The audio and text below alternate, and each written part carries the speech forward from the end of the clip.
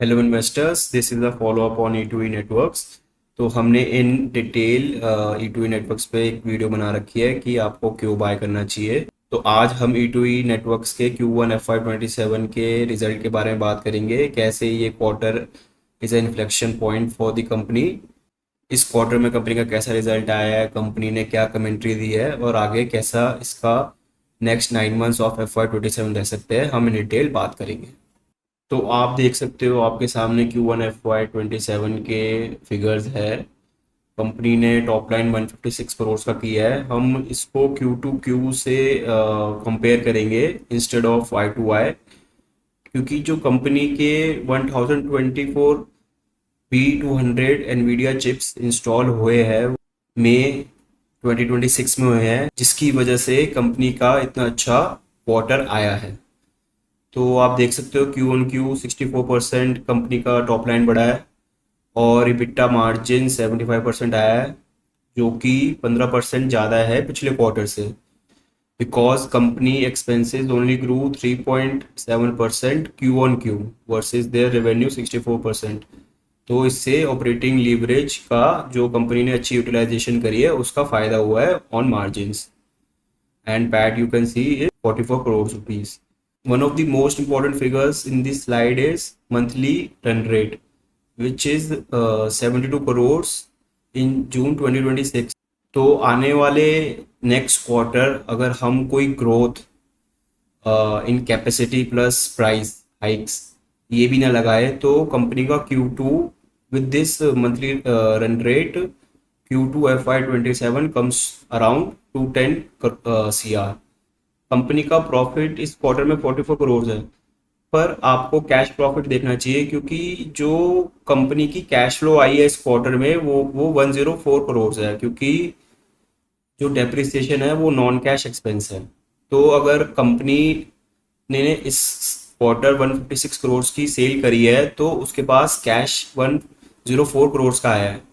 तो हम आगे भी इसमें बात करेंगे कि कैसे कंपनी का कैश प्रॉफिट आने वाले FY27 में क्या हो सकता है। तो आप क्लियरली नंबर से देख सकते हो it has been an inflection point for the company. So as I told you, the most important figure other than quarter numbers is the monthly run rate which company has posted for the June month, 72 crores। तो इससे हम आने वाले महीनों का और plus quarters का एक फेयर एस्टिमेशन लगा सकते हैं कि से जा सकते हैं। तो ये जो रन रेट है, जैसे मैंने आपको बताया, 1024 जो GPU B200 एनवीडिया के है वो डिप्लॉय करने के बाद एक कैपेसिटी यूटिलाइजेशन अच्छी हुई है प्लस ऑपरेटिंग लीवरेज आया है। तो इसको हम एक्सट्रपोलेट करके आगे कैसे नंबर्स रह सकते हैं उसके बारे में बात करेंगे। So few of the important points from call is that company has explicitly said that the growth will not come from price but from capacity। तो नेक्स्ट लेग ऑफ ग्रोथ जो कंपनी का अभी 1024 B200 एनवीडिया चिप्स और install करना है, which management has said in couple of months they will come. तो हम expect कर सकते हैं Q3 से उसका भी बेनिफिट कंपनी को मिलने शुरू हो जाएगा, जो नेक्स्ट 1024 GPU ब्लैकवेल क्लस्टर है। Plus, the most important point in the con call was that the sweet spot in price and performance has been achieved. So, in the whole AI ecosystem, from the company like E2E to their customers, and you can say the end customers, us, which uses these AI applications, we all are happy with the current price and performance which we are getting. So company has also highlighted in the con call that their sovereign AI platform TIER will one of the differentiator in coming times। तो जैसे जैसे ये एक AI एक national asset बनता जाएगा, तो एक सॉवरेन प्लेटफॉर्म होना उतना ही ज़रूरी हो जाएगा, ताकि जो फॉरेन प्लेयर्स है या वर्नेबिलिटी बनी ना रहे। तो कंपनी एक कंटिन्यूड इन्वेस्टमेंट कर रही है उसमें। For FY27 the company will deploy the next generation of B300 and Rublin chips as and when required. तो हमने इस स्लाइड में एक्सट्रापोलेट करने की कोशिश करी है कि कंपनी के नेक्स्ट 9 मंथ्स ऑफ FY27 कैसे जा सकते हैं। तो हमें monthly run rate of 72 crore पता है फ्रॉम जून 2026। तो अगर हम वो बेस केस लेके चलते हैं कि कंपनी ही इतना ही मंथली रन रेट करेगी फॉर द नेक्स्ट 9 मंथ्स, तो हमारा अगले 9 महीने का टॉप लाइन 646 करोड़ आता है और हमें Q1 का पता है, तो 157 करोड़ प्लस करेंगे तो हम FY27 का रेवेन्यू 803 करोड़ आता है। तो ऐसे ही एक बेस केस है और एक बुल केस है। तो बेस केस में भी हमने अगर आप एवरेज 9 मंथ रेवेन्यू देखोगे, हमने 9 मंथ 748 करोड़ ले रखा है बेस केस में, जो 83 करोड़ मंथली रन रेट आता है।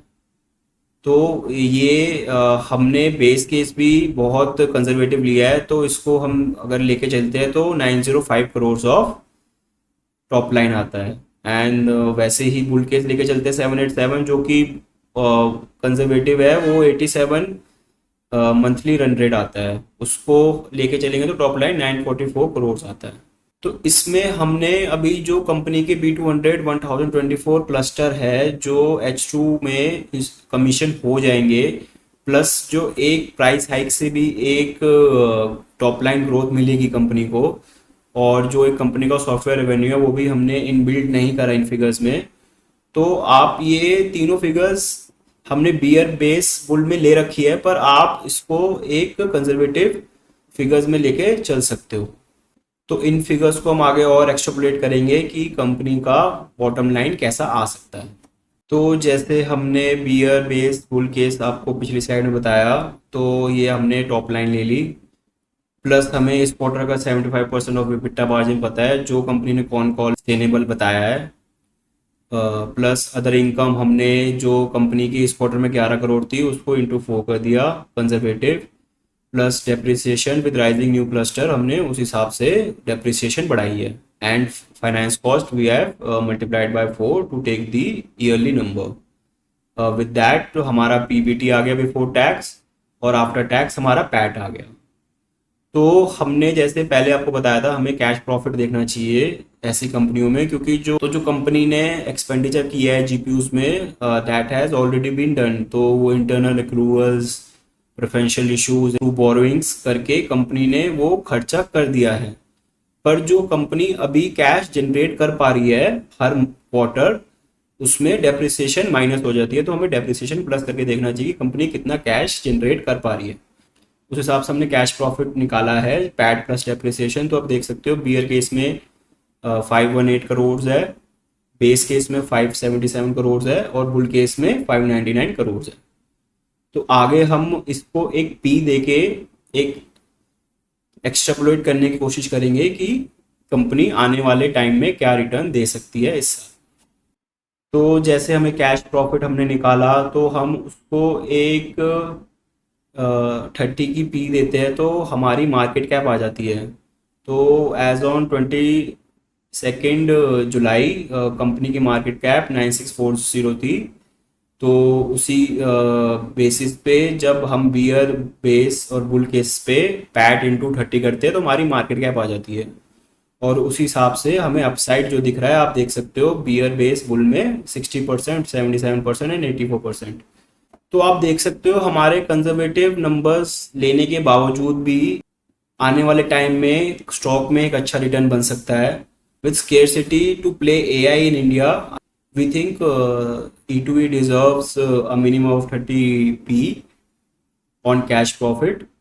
सो टू कंक्लूड, हमने इस क्वार्टर में कंपनी ने कैसा करा है वो देखा है, कैसे वो एक इन्फ्लेक्शन पॉइंट है कंपनी के आने वाले टाइम के लिए, प्लस कंपनी की क्या कमेंट्री रही है, important points from the con call, plus हमने एक नंबर्स को विद मंथली रन रेट जो हमें पता है उसको एक्सप्लोरेट करने की कोशिश करी है, top line, bottom line, and with current valuation what kind of return we get in the near future.